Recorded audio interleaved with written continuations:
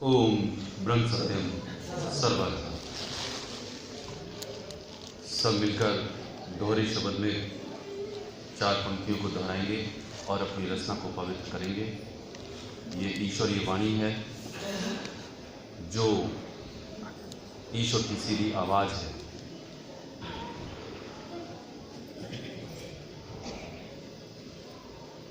राम नाम का करो नवेरा, राम नाम का करो नवेरा, राम नाम का करो नवेरा, राम नाम करो नवेरा।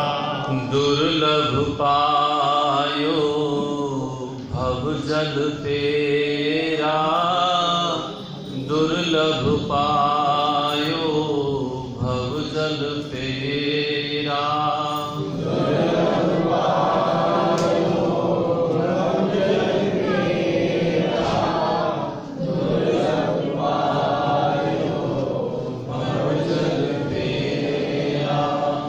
आपे खेले आप न्यारा, आपे खेले आप न्यारा, आपे खेले आप न्यारा, आपे खेले आप न्यारा। रमता राम का अजब पसारा, रमता राम का अजब पसारा, रमता राम का अजब पसारा, रमता राम का अजब पसारा। रोम रोम में रमत स्वामी, रोम रोम में रमत स्वामी, रोम रोम में रमत स्वामी, रोम रोम में रमत स्वामी। राम नाम भज अंतर्यामी, राम नाम भज अंतर्यामी, राम नाम भज अंतर्यामी, राम नाम भज अंतर्यामी। ऐसा राम विचारे जोई, ऐसा राम विचारे जोई, ऐसा राम विचारे जोई, ऐसा राम विचारे जोई। आवागमन का संशय खोई, आवागमन का संशय खोई,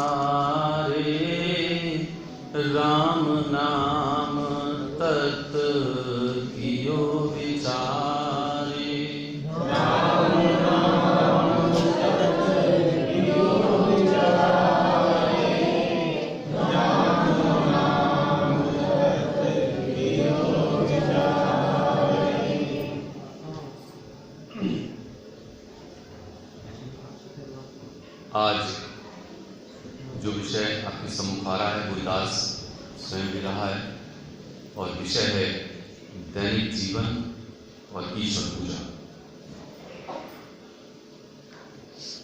ये विषय शायद कुछ अलग तरह का लगता होगा, क्योंकि जैसा हमारा जीवन है वो जीवन हम अपने हिसाब से व्यतीत करते हैं, और जो ईश्वर की पूजा है वो भी वक्त के अनुसार जैसा जैसा भी जिस भी मनुष्य के हिसाब से होता है कि सुबह शाम वो सिमरन करता है, कोई आरती पूजा, कोई पाठ, इस तरह से सभी अपने अपने पूजा के लिए करते हैं। लेकिन जो दैनिक जीवन है उस दैनिक जीवन का और जो ईश्वर पूजा है उसका जो आपसी संबंध है, वो जो मेल है, वो शायद कोई कोई ही मिला पाता है, कोई कोई ही उसका तालमेल या उसके संबंध को स्थापित करते हुए अपने जीवन को व्यतीत करता है। या सीधे शब्दों में कहें तो वो जो कर्म ये मनुष्य कर रहा है वो कर्म ही पूजा करके करता है, वही कर्म उसकी ईश्वर पूजा हो जाती है। ये योग, ये कर्म योग कोई कोई ही जान पाता है। इसलिए ये विषय सभी के लिए, जितने भी प्रेमी भक्त यहाँ पर बैठे हैं और हर उम्र के उन प्रेमियों के लिए है जिस उम्र में वो हैं, क्योंकि जितनी उम्र बची हुई है इस उम्र में यदि उन्होंने अपना कर्म योग या जो योग है, जो ईश्वर की प्राप्ति, ईश्वर से योग कहते हैं जुड़ने के लिए, वो जो ईश्वर से मिलन है उसका यदि उसके कर्म में परिणित हो जाए तो ये शायद विषय उसको ठीक से समझ आ सकेगा। इसीलिए ये विषय है दैनिक जीवन और ईश्वर पूजा। पहले हम जरा इस बात पर विचार करें कि हमारा जो दैनिक जीवन है, वो जो दैनिक जीवन हम किस प्रकार से व्यतीत करते हैं, सभी अपने अपने हिसाब से थोड़ा सा विचार करें। कोई अपने दैनिक जीवन की दिनचर्या के लिए सुबह से लेकर के शाम तक अपने अपने नियम के अनुसार बनाता है, और कोई बगैर नियम के अनुसार अपने जीवन के अर्थात अपने दिन को व्यतीत करता है। और इसमें वो जिसको सप्ताह करके कहते हैं, कोई व्रत रखता है सोमवार का, कोई मंगल का, कोई बृहस्पति का। इसी प्रकार कई माताएं और बहनें और पुरुष नवरात्रि का व्रत रखते हैं, कोई अनुष्ठान करता है और अपनी अपनी पूजा उनके आधार पर करते हैं। कोई नित्य प्रति मंदिर जाता है, मस्जिद, गिरजाघर, सभी जगह, या फिर गुरु के सत्संग में गुरु दरबार में जाता है। अब जरा विचार करके देखें, जिस दिन उसने अपनी ईश्वर की पूजा का जिस भी प्रकार से वक्त को निर्धारित किया हुआ है, जैसे व्रत का किया है, कोई ना कोई उदाहरण लेते हैं कि बृहस्पति का व्रत अगर किया किसी ने तो पीले वस्त्र पहनता है, पीले भोजन को करने की कोशिश करता है, कुछ उसके नियम होते हैं, उन नियमों का पालन करता है। ऐसे ही नवरात्रि का अगर कोई रखता है तो पहले दिन की पूजा यानी पाठ होता है उसमें और उसका नियम का पारायण करता है, और उसके बाद शाम को भी वैसे ही पूजा होती है।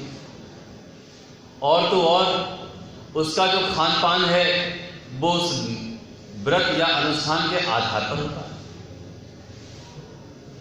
किसी का विचार होता है नवरात्रि में हम जो शुद्ध शाकाहारी है वही लेंगे, मांसाहारी नहीं। लोग गुटखा छोड़ देते हैं, पान तंबाकू, महिलाएं कुछ प्याज लहसुन यहाँ तक ये भी छोड़ दें। लेकिन जैसे ही नवरात्र या जैसे ही वो दिन पूरा होता है, अगले दिन वैसा ही सेवन शुरू कर देते हैं जैसा कि हमारा दैनिक जीवन, वही खान पान। यानी कि व्रत और अनुष्ठान या पूजा के अंतर्गत ध्यान दें, जिस भी आधार पर हम जो कर रहे हैं उस आधार पर हमने अपना नियम खान पान का, रहन सहन का या बोलचाल का उतने वक्त तो निर्धारित कर लिया, लेकिन उससे पहले या उसके बाद में हमारा दैनिक जीवन वैसा ही रहता है जैसा कि हम व्यतीत करते हैं। और ये दास आपके सम्मुख बिल्कुल प्रैक्टिकल बात है। जिस दिन पूजा ज्यादा होती है, चाहे वो पुरुष करें किसी व्रत की अनुष्ठान की या महिला करें, तो सुबह जल्दी उठते हैं क्योंकि पाठ करना है, कोई भी नियम अपना। तो इसीलिए जब ये पवित्रता धारण करते हैं और पूजा करते हैं, वैसे वैसे हम उसके नियम का पालन उस दिन तो करते हैं या उन दिनों करते हैं, लेकिन उससे पहले या उसके बाद में नहीं करते। इसीलिए ये विषय रखा जाता है दैनिक जीवन और ईश्वर पूजा। क्योंकि कई महिलाओं या कई घरों में गाय की पहली रोटी निकाली जाती है, लेकिन और विचार करें, जिस दिन व्रत होता है तो उस दिन शायद कोई लोई निकालता है, पीले मतलब आटा गूंद देते हैं, उसकी लोई निकालते हैं, लेकिन वो केवल उसी दिन निकालते हैं। या उस दिन किसी को भोजन कराते हैं, या उस दिन किसी को दान देते हैं, लेकिन उससे पहले या उसके बाद में वो हमारी दैनिक नित्य क्रिया नहीं होती, केवल उसी दिन होती है। इसका मतलब ये हुआ, दास इस विषय को, इस बात को इसलिए गहराई से बात बताने की कोशिश कर रहा है कि जिस ईश्वर की पूजा को हमने अपने दैनिक कर्मों से अलग रखा हुआ है, दैनिक जीवन से अलग रखा हुआ है, इसका अर्थ ये होता है कि हमारी पूजा अलग है और हमारा दैनिक जीवन अलग है। इसीलिए जब भी कोई सत्पुरुष किसी विषय को हम सबको फरमाते हैं, जब वो बताते हैं, तब वो एक निर्णय देते हैं। तो सत्पुरुष पर जब किसी को विश्वास आता है, तब उस निर्णय को वो आत्मसात करता है। यहां पर बैठे जितने भी हैं, यदि किसी का राम पर विश्वास है, यदि किसी का कृष्ण पर विश्वास है, तो कृष्ण की बात को, राम की बात को वो मानेंगे। यदि किसी का विश्वास सदगुरुदेव महात्मा मंगत राम जी महाराज पर है, जो हमारे गुरु हैं, आप सबके गुरु हैं, यदि इन पर विश्वास है तो वो इनकी बात को मानेंगे और सुनेंगे। विश्वास का सीधा सा मतलब होता है कि उनकी बात को मानना, सुन करके यहां का यही छोड़ देना। इसका मतलब है कि विश्वास का लेबल लगा हुआ है, हमने उनकी बात को नहीं माना है। चाहे राम पर विश्वास हो, चाहे कृष्ण पर विश्वास हो, चाहे महर्षि रमण पर हो, रामकृष्ण परमहंस पर हो, चाहे गुरु नानक पर हो, गुरु कबीर पर हो, चाहे गुरु मंगत राम जी महाराज पर हो। हमारे सतगुरुदेव महात्मा मंगत राम जी महाराज ने 5 नियम दिए, जिन नियमों को आत्मिक उन्नति का साधन बतलाया। दास को इस विषय में केवल और केवल दैनिक जीवन और ईश्वर पूजा का जो योग है, वो केवल इन 5 नियमों में समाहित है। इसके अतिरिक्त ना तो हमारी कोई दैनिक कर्म होना चाहिए, या यूं कहें इस विचार के अतिरिक्त यदि हमारा कोई दैनिक क्रिया या दैनिक नित्य कर्म है, तो वो आत्मिक उन्नति का साधन नहीं, वो पूजा नहीं, बल्कि वो एक हमारी तरफ से, इसको कहते हैं दिखावट है। और शास्त्र कहते हैं इसको, ये दिखावट है।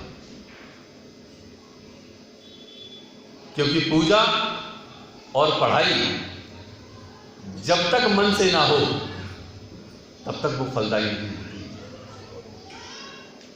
आप और हम मंदिर में आ तो सकेंगे, गुरु के दरबार में आ तो सकेंगे, लेकिन मन यदि हमारा समर्पित नहीं हुआ गुरु के लिए, मन यदि हमारा समर्पित नहीं हुआ हमारे ईष्ट के लिए अर्थात राम या कृष्ण के लिए या गुरु के लिए, तब तक हम उनकी बात को कभी नहीं मानेंगे। इसीलिए दास इन नियमों को या यूं कहें ईश्वर पूजा और दैनिक कर्मों को, दैनिक जीवन को समाहित करने से पहले इस बात पर बहुत जोर देता है कि जिनकी बातों को हम मान रहे हैं या मानने की कोशिश कर रहे हैं, पहले दृढ़ विश्वास उन पर होना चाहिए। यदि विश्वास नहीं है तो हम कभी नहीं चल पाएंगे। इसलिए कहते हैं एक परमेश्वर ध्याय देव, दूजी तजमन आस, मंगत सब कुछ देते हैं, रख पूर्ण विश्वास। वो ईश्वर, वो परमपिता परमेश्वर सब कुछ दे देता है, लेकिन तू पूरा विश्वास रख।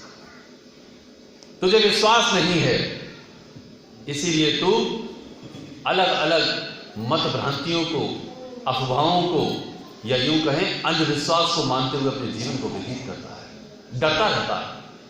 अरे नहीं, गृह प्रवेश करना है, पता नहीं क्या हो जाएगा, थोड़ा अनुष्ठान तो कराना ही है, या फिर ये विधि या ये पूजा ये तो करानी करानी, कोई हाड़ी टांगनी है, पता नहीं क्या हो। तो उसका मन हमेशा भ्रम यानी अंधकार में, जिसको कहते हैं अंधविश्वास में, डोलता ही रहता है। कभी भी वो सही मायने में विश्वासी हो ही नहीं पाता कि मेरे गुरु ने, मेरे ईश्वर ने क्या कहा, वो क्या संदेश देते। इसलिए इस बात पर बहुत जोर हम सबको देना चाहिए, वरना दास का अनुभव है, आपसे इस मन से कहता है दास का बहुत भ्रमण होता है, न जाने कितने कितने प्रेमियों की जो विश्वास है वो डोल जाते हैं। वो गुरु की शिक्षा को नहीं अपनाते, गुरु की तालीम जो जहां पर कह रही है वो उसको नहीं मानते, क्योंकि वो देह परायणता में इस तरह डूबे रहते हैं कि उनको हर चीज कहीं ना कहीं डोल भी देती है। इसीलिए गुरु का समर्पण, इसीलिए ईश्वर का समर्पण बहुत जरूरी है। विश्वास सबसे ज्यादा जरूरी है इस विषय को सुनने से पहले। हमारे गुरुदेव ने 5 नियम दिए: सादगी, सत्य, सेवा, सत्संग और सत्संग। यदि इन नियमों को हम अपने जीवन में अपना लें तो हमें मान लेना चाहिए कि हमारा जो दैनिक जीवन है वही हमारी ईश्वर पूजा हो जाएगी। क्योंकि ईश्वर की पूजा का सत्पुरुष क्या कहते हैं, एक वचन ग्रंथ से समता ग्रास से आप सुनने की कोशिश करें। गुरुदेव कहते हैं, सुख दुख में सम रहने की खातिर ईश्वर की पूजा लाजमी है। फिर सुने, सुख दुख में सम रहने की खातिर ईश्वर की पूजा लाजमी है। हम ईश्वर की पूजा करने से पहले या करने के पश्चात भी उनसे ये इच्छा रखते हैं कि मुझे सुख मिल जाए, मुझे शांति हो जाए, मेरे लिए वो चीज प्राप्त हो जाए जिसके वास्ते मैं पूजा करूं। इसीलिए व्रत से पहले 16 सोमवार का व्रत रखा जाता है, जिसमें यह मान्यता है कि 16 सोमवार के व्रत रखने से पहले वो कार्य सिद्ध हो जाएगा, चाहे व्यापार का हो, चाहे विवाह का हो, चाहे किसी भी चीज का। और 10 ने व्रत रखा, 10 ने अनुष्ठान किए, तो 4 की ईश्वर के हुक्म के अनुसार या यूं कहें प्रारब्ध के अधीन होकर के उसकी इच्छा पूरी भी होती है। और वो 40 को बता देते हैं कि तुमने ये अनुष्ठान करना है, ये व्रत करना है, तुम्हारी इच्छा पूरी हो जाए। इसीलिए इस अंधविश्वास में कभी ना रहें। इसीलिए गुरुदेव कहते हैं कि सुख दुख में सम रहने की खातिर ईश्वर की पूजा लाजमी है। ईश्वर की पूजा किसी इच्छा की पूर्ति के लिए नहीं है। यदि इच्छा की पूर्ति के लिए ईश्वर की पूजा होती तो गुरुदेव कभी ये बात नहीं कहते, सुख दुख में सम रहने की खातिर ईश्वर की पूजा लाजमी। और सारे शास्त्र इस बात को कहते हैं कि हम कुछ भी क्यों ना करें, लेकिन प्रारब्ध के कर्म को हम टाल नहीं सकते। इसलिए दैनिक जीवन में सबसे पहले हम सादगी को अपनाएं। वो सादगी का सीधा सा संक्षिप्त सा अर्थ है कि हमने अपनी इच्छाओं को कम करना है। मेरी इच्छाएं खाने की हैं, पीने की हैं, ऐसे ही लिबास की है और ऐसे ही हमारी विचार की। ये 3 इच्छाएं मेरी इतनी प्रबल हैं, जिन इच्छाओं को हम अपने दैनिक जीवन से यदि हमने कम नहीं किया तो हम भले ही चाहें किसी भी प्रकार की पूजा क्यों ना करें, हमें शांति या यूं कहें चैन, जिसको कहते हैं अखंड शांति, परम शांति, वो नहीं मिल सकती। हम सुख और दुख में कभी भी एक स्थिति में नहीं रह सकते। तो इसीलिए सबसे पहला हमारा जो दैनिक जीवन होना चाहिए वो हमारी आहार की शुद्धि होनी चाहिए। आहार की शुद्धि, लिबास की मर्यादा और विचार की मर्यादा। यदि हमने आहार की शुद्धि की तो निश्चित मानिए कि हमारा दैनिक जीवन ईश्वर की पूजा की तरह हो जाएगा। क्योंकि शास्त्र कहते हैं जैसा खाओगे अन्न वैसा बनेगा मन। निर्मल आहार नित कीजिए, निर्मल पाइए विचार, मंगत महिमा साहब की तब चित्त करे चितार। तो जो ईश्वर की महिमा है वो उसके चित्त में तब आएगी जब वो निर्मल आहार नित्य प्रति करेगा। यह है ईश्वर पूजा का पहला सोपान, यह है पहला कदम।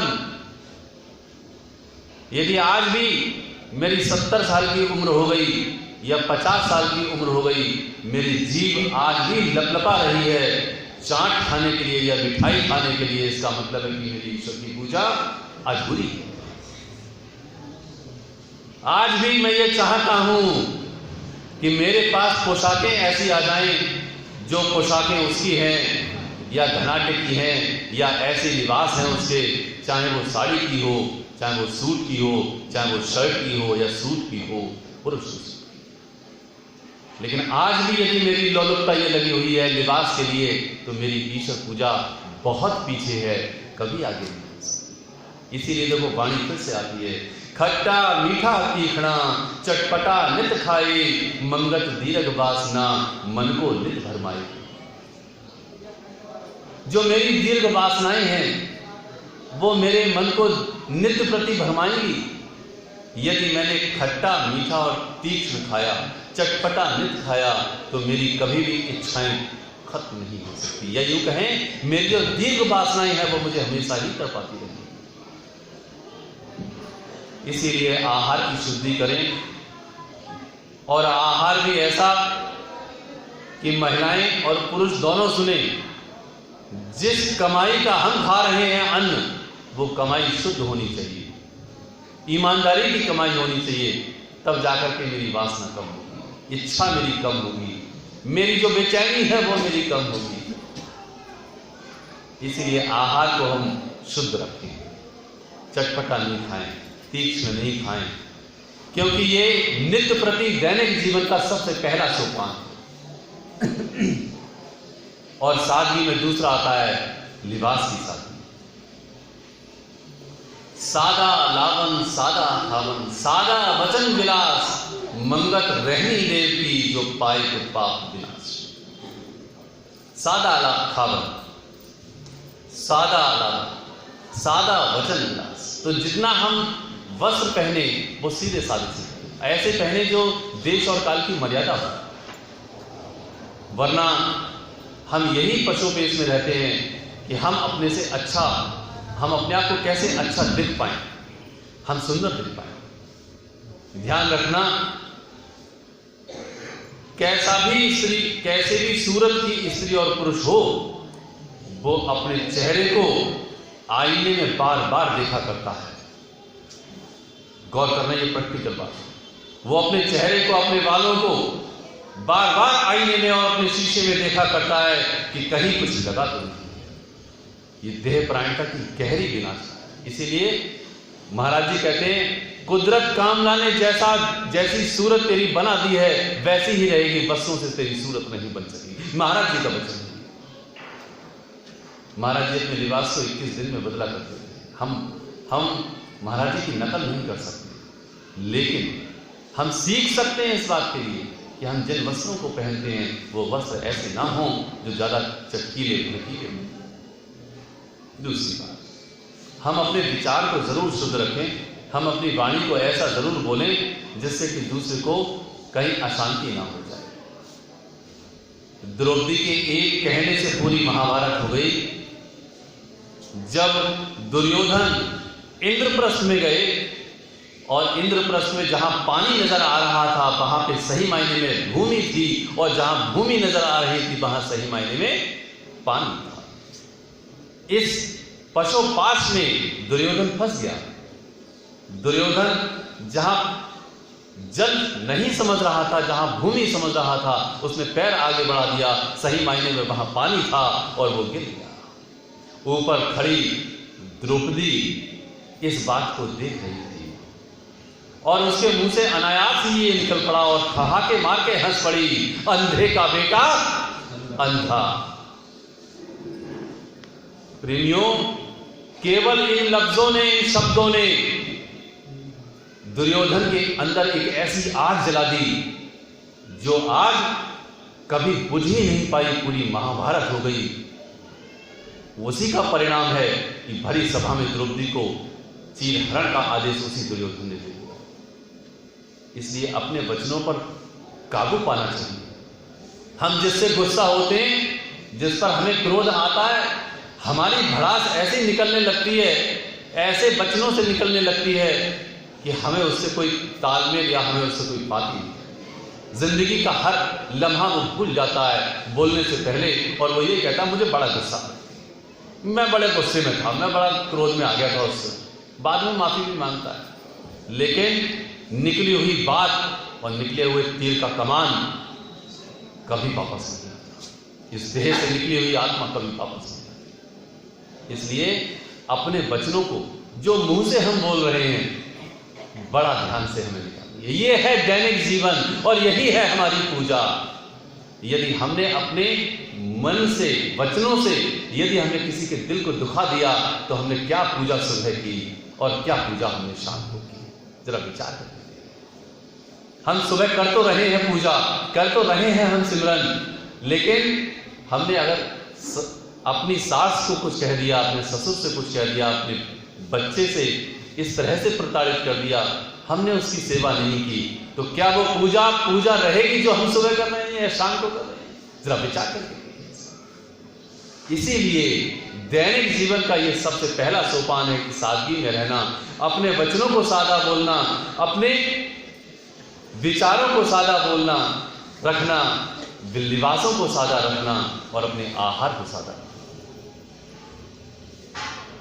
और दूसरा नियम सत्य पर है। गुरुदेव ने सत्य को आत्मिक उन्नति का दूसरा साधन दिया। यह कहा जाता है कि हमने अपने जीवन को ईश्वर के आधार पर रखना है। यह सत्य पर एक निष्ठा है, एक आस्था है। मुझे बड़ा अंगद का प्रसंग बड़ा सुंदर लगता है इस बारे में कि वो जो सत्य पर आस्था थी अंगद की, जब अंगद रावण को समझाने गया तो अंगद ने रावण को बड़े तरीके से समझाया, लेकिन अंगद नहीं माना। रावण ने अंगद को कह दिया कि अभी मरकट तुझे हम अपनी शक्ति दिखलाते हैं। तो रावण ने कह दिया सभी सैनिकों से, इसे अभी खत्म कर। अंगद ने कहा, हे रावण, तुम अपनी सारे मंत्रियों, जितनी सभा है, तुम इनकी शक्ति मुझे क्या दिखलाते हो? हम तुम्हें अपनी प्रभु की शक्ति दिखलाते हैं। देखो आप प्रभु पर कैसा विश्वास है, जिसको कहते हैं सत्य। और क्या कहा अंगद ने, हे रावण, हम तुम्हारी पूरी सभा को चुनौती देते हैं कि यदि मेरा पैर इस जमीन से तुम्हारी सभा में पूरे जितने भी मंत्री हैं यदि कोई उठा सके तो हम जगत जननी माता सीता को यही हार जाएंगे। भगवान राम की सौगंध खाकर के जब वो पैर उस जमीन पर गड़ाया तो जितने भी सभा में जितने भी मंत्री थे, जितने भी योद्धा थे, यहां तक कि इंद्रजीत भी, मेघनाथ भी उस पैर को उखाड़ नहीं पाया। अंत में जब रावण उठा और जैसे ही पैर की तरफ हाथ बढ़ाया, तब अंगद ने अपना पैर पीछे हटा लिया और यही कहा, अरे मूर्ख, मेरे पैरों क्यों पड़ता है? प्रभु श्री राम के पैरों जा पड़, वो तुझे क्षमा कर दे। बाद में जब अंगद भगवान राम के चरणों में आए और सारा वृत्तांत सुनाया, तो भगवान राम क्या कहते हैं, अंगद, तुम्हें कोई भय नहीं लगा? जो पैर तुमने वहां जमा दिया और सारे मंत्रियों को, जितने भी योद्धा थे उस सभा में, उनको तुमने सबको चुनौती दे डाली। हाथ जोड़कर अंगद क्या बोले, हे प्रभु, मेरी क्या हस्ती थी, मेरी क्या औकात थी, जो मैं उस पैर को टिका करके वो योद्धा मुझे ना उठा पाते। ये तो सारा बल सिर्फ और सिर्फ आपका था। आंखों में आंसू थे, प्रभु केवल आपकी बलिहारी है और किसी की। इसको कहते हैं ईश्वरीय विश्वास, कि मैं अपने जीवन में गलत कमाई नहीं करूंगा, प्रभु मुझे रोटी देगा, वस्त्र देगा, प्रभु मेरा जीवन चलाएगा। मुझे सत्संग में जाना है, मुझे सिमरन करना है, मुझे प्रभु की राह पर चलना है। ये मेरा ईश्वर का विश्वास होना चाहिए। आज मैं डर जाता हूं, मेरी दुकान पहले बंद हो गई, अरे मेरा बड़ा नुकसान हो जाएगा जी। घर में बड़ा काम फैला हुआ है, महिलाएं सोचती हैं मेरा बड़ा नुकसान हो जाएगा जी, मेरा सिमरन कैसे होगा, पहले घर गृहस्थी तो संभाल ले।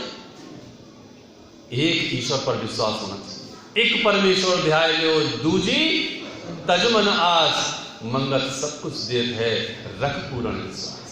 वो ईश्वर, वो गुरु, वो परमपिता परमेश्वर सब कुछ दे देता है, तू पूरा विश्वास होता है। इसीलिए सत्य गुरुदेव ने आत्मिक उन्नति का साधन बनाया। एक ईश्वर पर विश्वास होना चाहिए, जैसे अंगद को था, जैसे शबरी को था अपने गुरु पर विश्वास कि राम मेरे घर आएंगे, राम मेरे घर आएंगे, ये ईश्वर पर विश्वास है। उनको अपने गुरु पर विश्वास है, बच्चों पर विश्वास है। ऐसे नहीं है, ये साधारण विश्वास है। इसीलिए सत्य पर हमको रहना चाहिए। और फिर है सेवा। जब दैनिक जीवन में हम सादगी को अपनाते हैं, हमारी इच्छाएं कम होती हैं, तब हम सेवा कर पाते हैं। हमारे जो वस्त्र हैं, हम ज्यादा वस्त्रों को ना लेकर के, ज्यादा वस्त्रों को ना पहन करके, हम जब स्वयं संतुष्ट रहते हैं, तब हमें उस गरीब के वस्त्र नजर आते हैं जो फटे हाल है। उस गरीब का पेट दिखाई देता है जो अभी भी खाली है। उसकी चप्पल दिखाई देती है जो 10 जगह से जुड़ी हुई है। लेकिन जब हमारी ही 10 जोड़ी चप्पलें होती हैं, सैकड़ों जोड़ी सूट और वस्त्र हुआ करते हैं, तो हमें दूसरे के नजर नहीं आते, बल्कि हमको नजर आती है वो नई नई पोशाकें, नए नए व्यंजन, क्योंकि हमें खुद उपभोग करना होता है। इसलिए गुरुदेव ने दिया हमको नियम कि तू सेवा कर। ज्यों ज्यों तू सेवा में स्वयं अपने सुखों को बलिदान देता जाएगा, त्यों त्यों हालते बेख्वाहिशी, गुरुदेव का वचन है, त्यों त्यों हालते बेख्वाहिशी अर्थात परम आनंद का तुझको प्राप्त अनुभवता होती जाएगी। परम आनंद की अनुभवता होती जाती है। ये सेवा में गुरुदेव ने साक्षात ये वचन लिखा हुआ। इसीलिए हमको सेवा करनी है तन से, मन से और धन से। तन मन से, जैसे जैसे वो धन से सेवा करेगा, वैसे वैसे धन को इकट्ठा करने की वो कोशिश कभी नहीं करेगा। ये महाराज जी का वचन। दान से लोभ का नाश हो जाता है, महाराज जी का वचन। चिड़ी चोंच भर ले गई, नदी न घट्यो नीर, दान दिए धन ना घटे, कह गए दास कबीर। आप सुने, देखिए कबीरदास जी क्या कहते हैं। चिड़ी चोंच भर ले गई, एक चिड़िया ने समुद्र से चोंच भर के पानी लेकर के चली गई। कहते हैं नदी न घटे नीर, वो उस नदी का कभी पानी घटता नहीं है।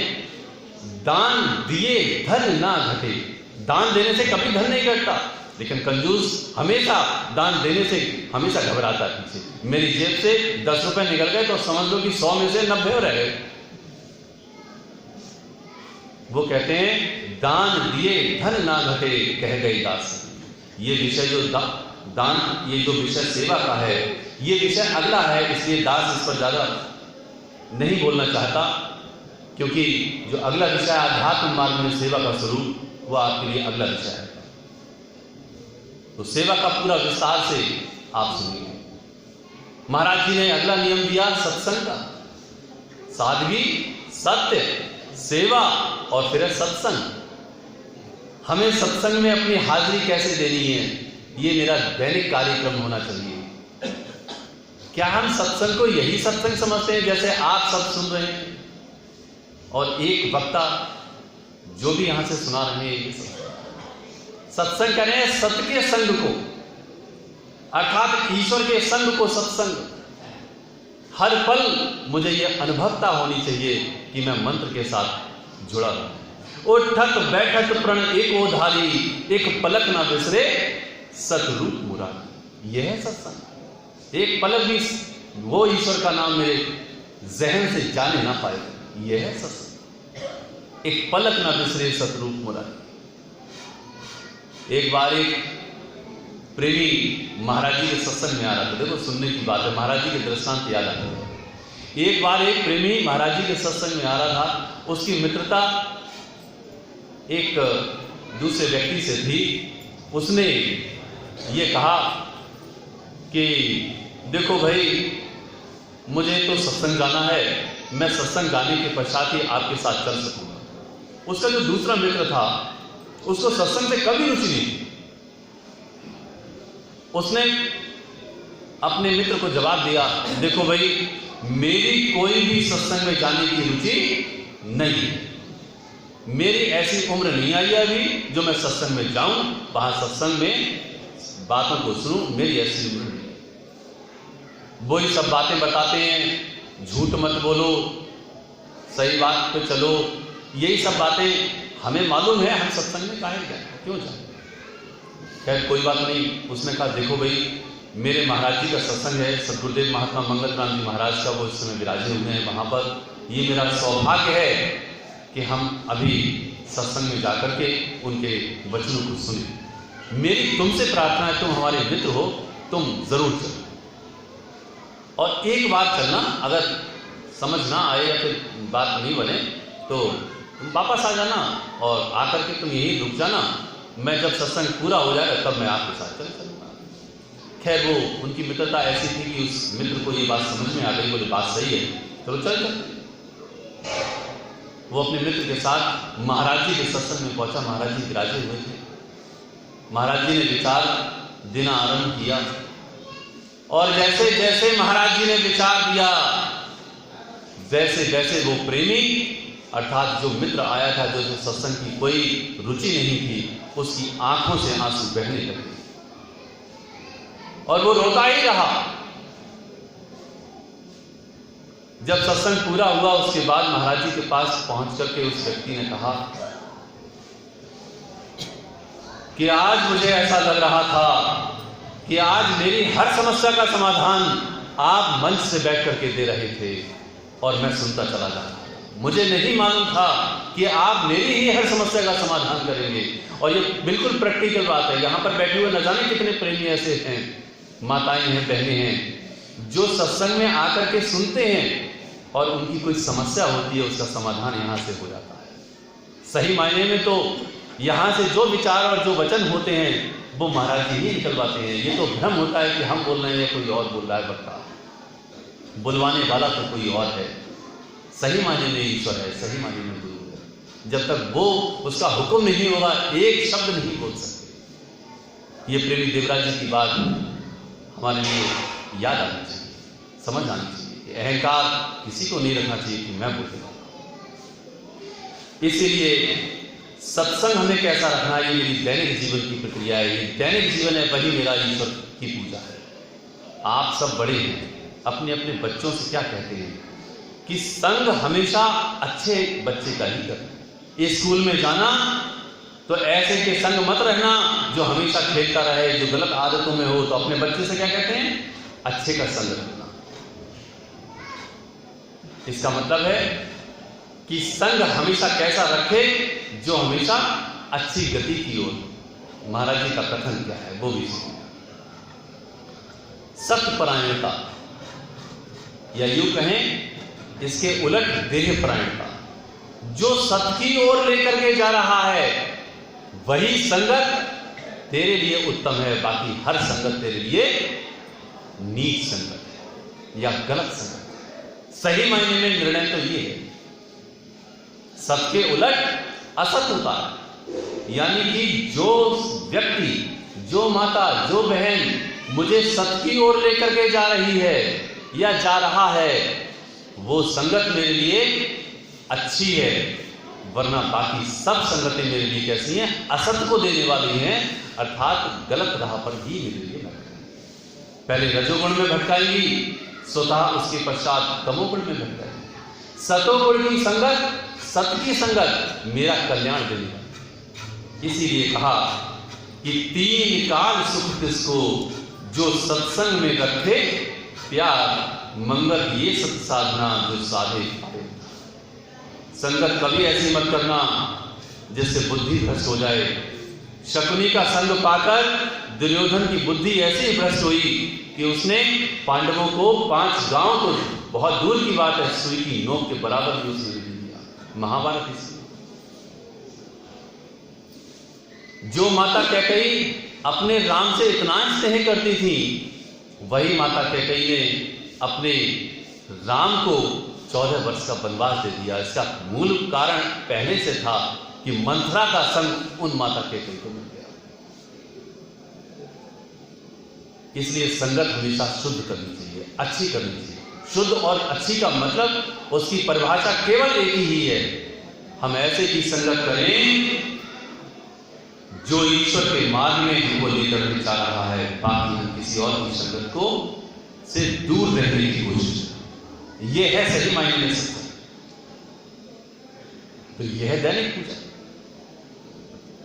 और अंत में गुरुदेव का जो 5वां नियम है उसको कहते हैं सत्सिमरन। ये ईश्वर पूजा का सही और अंतिम महत्व और अंतिम सोपान है। दैनिक जीवन में यदि हमने सादगी को अपनाया, सत्य पर रहे, सेवा की और सत्संग में बैठे और बैठ करके ये सारे के सारे वचनों को श्रवण किया, तब हमको समझ आती है कि सुबह और शाम उम्र के मुताबिक मुझे प्रभु का नाम याद करना है। उठ प्रभाती भज गोविंदा। और भी कैसे, वो भी क्या कह रहे हैं? सत संपत्ति के कारणे यतन करो, दिन रात मंगल बसेरा 2 घड़ी उठ चलना प्रभात। इसलिए गुरुदेव कहते हैं पता नहीं यहां से मेरा कब जनाजा निकले, कब मेरा बुलावा आ जाए, इसलिए मुझे हर पल उस ईश्वर का नाम लेना चाहिए। उसको कहते हैं सत्सिमरन। लेकिन वक्त को निर्धारित करते हुए सुबह और शाम मुझे हर हाल में ईश्वर का सिमरन करना चाहिए। उम्र के मुताबिक का मतलब है 15 वर्ष से 30 वर्ष तक की आयु तक 1 घंटा सुबह 1 घंटा सायंकाल सिमरन करना लाजमी। जो महामंत्र हमारा यहाँ लिखा है, जो हमारे गुरुदेव ने दिया है, ओम ब्रह्म सत्यम निरंकार अजन्मा अद्वैत प्रकाश सर्वव्यापक कल्याण मूर्त परमेश्वराय नमस्तम, इसका 15 वर्ष से लेकर के 30 वर्ष तक की आयु के लिए 1 घंटा सुबह 1 घंटा सायंकाल सिमरन करना लाजमी। 30 से 40 वर्ष तक 1.5 घंटा सुबह 1.5 घंटा सायंकाल सिमरन करना लाजमी। ऐसे ही 40 से 60 वर्ष तक 2 घंटा सुबह और 2 घंटा सायंकाल सिमरन करना लाजमी। 60 वर्ष के पश्चात अधिक से अधिक समय सिमरन में बिताना चाहिए।